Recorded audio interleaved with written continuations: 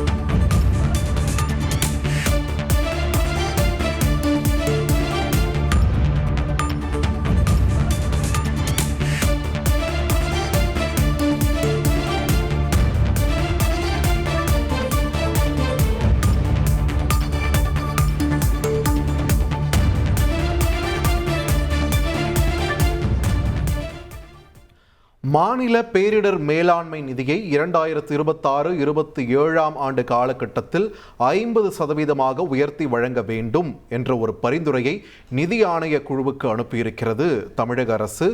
இதனை முன்னிட்டு 90க்கு 10 என்ற சதவீத அளவில் ஒன்றிய மற்றும் மாநில நிதி பங்கீட்டில் இந்த நிதியானது வழங்கப்பட வேண்டும் என்பன உள்ளிட்ட பல்வேறு பரிந்துரைகளையும் தமிழக அரசு தரப்பிலிருந்து இந்த நிதி ஆணைய குழுவிற்கு அனுப்பப்பட்டிருக்கிறது.